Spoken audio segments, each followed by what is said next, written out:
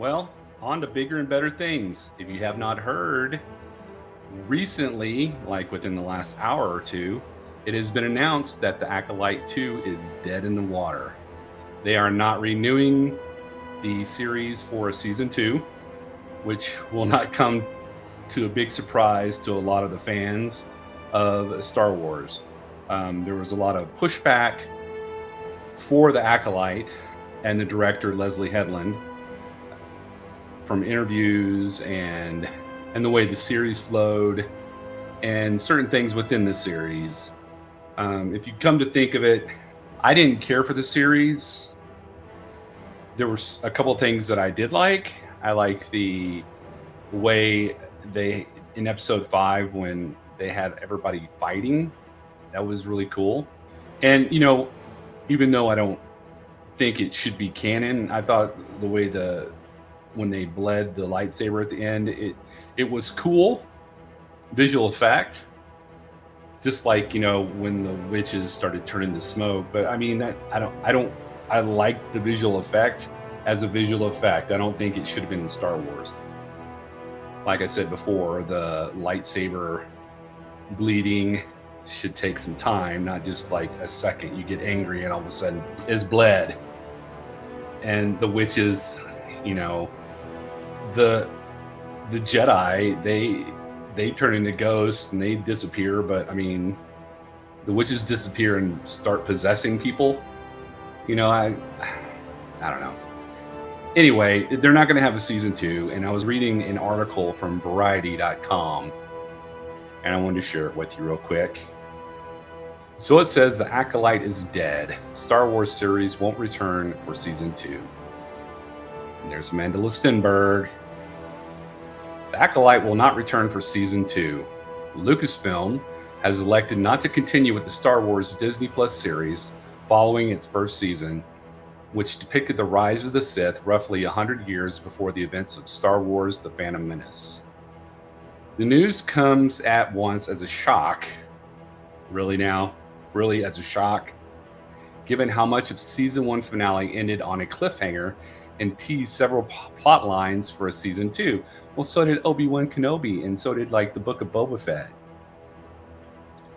And not much of a surprise given the wildly opposing reception from fans and the less than robust viewership that appeared to drop off after the series premiere in June. Creator Leslie Headland from Russian Doll, had an avowed Star Wars superfan, set out to create the first Star Wars story set outside of the core timeline in the franchise that stretches from The Phantom Menace to Star Wars The Rise of Skywalker.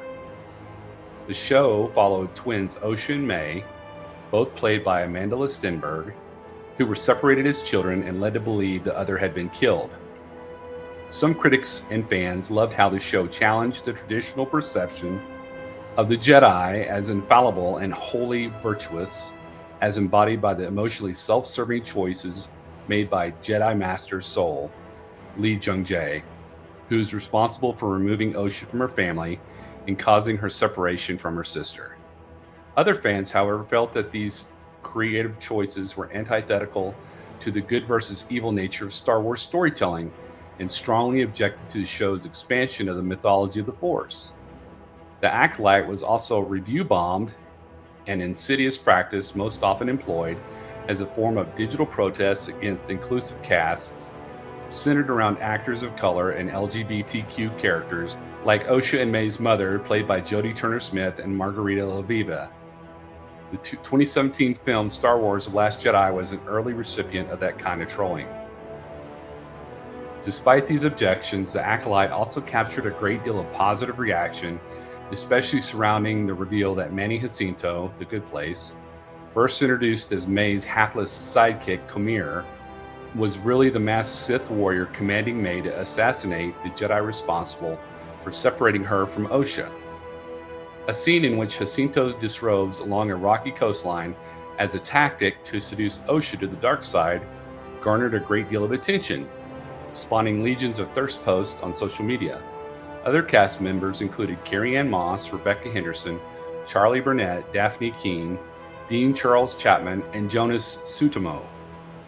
Lucasfilm's next Star Wars series for Disney Plus, Skeleton Crew, debuts on December 3rd, and it could scarcely be more different from The Acolyte, with a cast made up of mostly of children and an approach akin to the Amblin-styled kid adventure tales from the 1980s. The second and final season of Andor, the sprawling political drama starring Diego Luna, is set to follow in 2025, and a second season of Ahsoka is in development. Deadline first broke the story that The Acolyte was ending after season 1. So there you go. What do you think? I think we all saw it coming. We saw that they had too many liberties with Star Wars. They made the Jedi look like incompetent fools. They made the Sith look like overpowered monsters. I mean, they went to this planet looking for the Wookiee, and this one Sith overpowered 8 Jedi Masters all at one time. That's not right. And then their best character, Lee Jung-jae, Soul, had this crisis of faith, and then at the very end, for a cliffhanger, they try to bring in Yoda and then Darth Plagueis. My thought is also that they had an hour. They had an hour to show each episode, and she only did it. The director, Leslie Headland, only did it for, at the max, maybe 45 minutes. I think in one episode. All the rest were 30 to 35 minutes with credits. It's like she took 1 or 2 shows and just cut them up. She should have expanded, did a lot more character development, and it just seemed like they rushed through it and they killed off Daphne Keene's character and Jonas's character within the first 3 or 4 episodes, and they made Soul all of a sudden look like this horribly incompetent bad guy, and all of a sudden there's not any Sith around, but there really is.